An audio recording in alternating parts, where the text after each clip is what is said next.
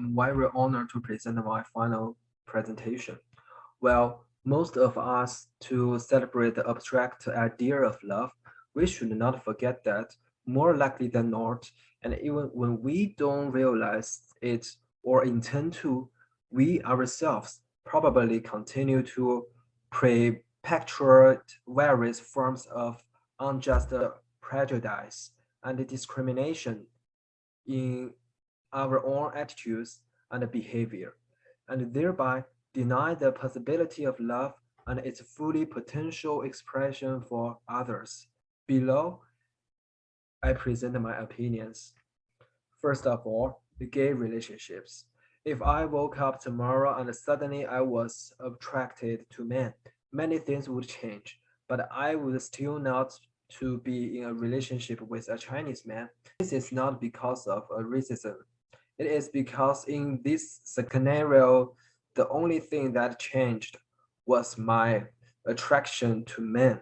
I would still be a cis male who raised in a traditional Chinese household, and thus what I'm looking for in a partner would not change.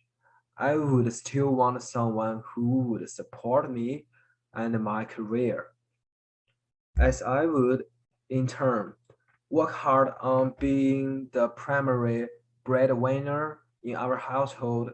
If I were to enter a relationship with another Chinese man, we would be in constant conflict because we would both to be trying to earn more than the other, and our house would be dirty because nobody knows how to do the chores. That is the other thing. As a Chinese male, I was raised to expect that my partner would do the majority of the chores in compensation for me making the bulk of the income of the household. So I do not know much about cooking, cleaning, or other aspects of the domesticity or other aspects of the domestic city. Second part is polyamory. Strangely, I think I would be happier in a polyamorous relationship than in a gay relationship. I believe it would be because under such a situation, I would feel less obligated to feel stuck in the role of man provider for the family. If I do not pressured to have to devote all my time to in earning money, I would have more time to and energy to contribute more to the domestic stuff like cooking, cleaning. I feel that by splitting the pressure and the responsibilities over more than two people would make it easier for me to break out the expectations placed on me as a traditional rich Chinese man. In such a situation, I would have more flexibility to explore other roles in a household besides those that I was conditioned to assume. I think that it will still require a lot of emotional labor for me, and it's probably harder for me to break out of the monogamous monogamous mindset than to break out the lifelong conditioning that is upbringing of a Chinese household. It would be interesting to see if I could adjust to being in a more equitable division of roles and responsibilities in a partnership.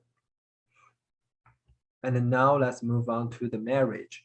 I believe that marriage is fundamentally a legal situation meant to propagate the basic unit of the society. The family, therefore, I think it is the basic unit of society.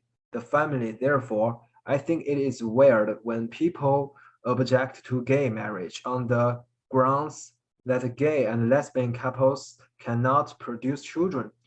If we allow people with infertility issues or people too old to produce children to get married, Why should we not allow gay and lesbian couples to get married? After all, in many countries, the main benefits of marriage is legal and financial benefits, such as being able to place each other as beneficiaries for insurance, or to get tax benefits, or to be able to co-own property without having to set up a corporation. I would argue that if people are going to use children as a requirement of marriage, then they should apply it to all marriages. Pass laws that require married couples to either already have children or to produce offspring within a certain time after getting married. However, to accommodate gays, lesbians, and infertility couples, we can make it so that these children can either be adopted or produced via surrogacy. This, to me, feels like the only fair way to reconcile the rights of all couples to marry, so as well as the purpose of marriage of producing more families. Furthermore, let's move on to the open relationship. I believe that open relationships are stupid. I do not see the point of them. If you care enough about someone to enter a relationship with them, you define your boundaries with them.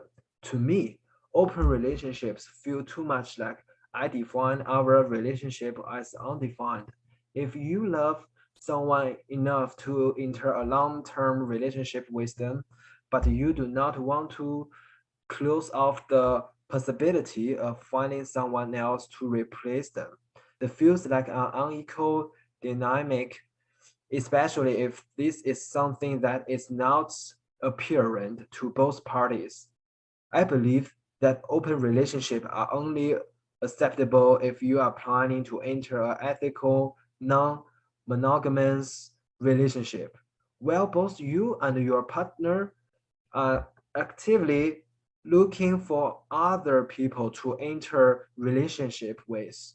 Otherwise, open relationships to me feels unethical, like keeping your opinions open in case an opportunity to upgrade become available. If it is just a purely sexual relationship that is a long term with intimacy essentially involved, then it should not be falsely described as a romantic relationship with its cross-bending expectations of pregnancy.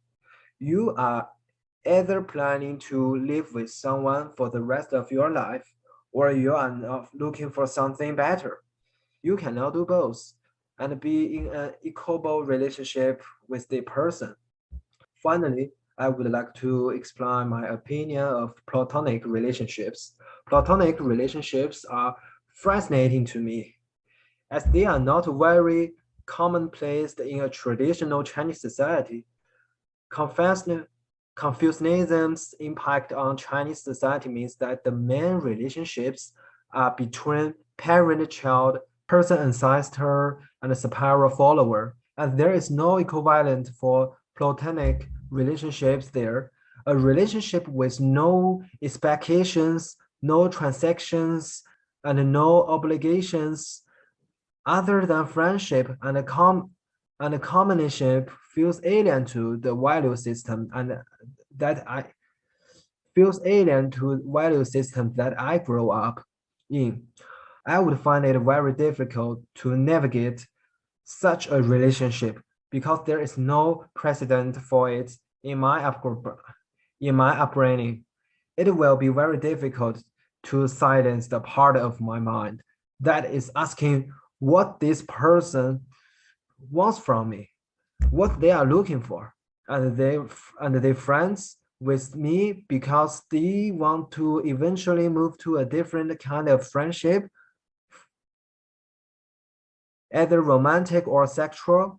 Are we friends because we are in the same situation, such as school or work, and it is much more harmonious to be friends rather than enemies?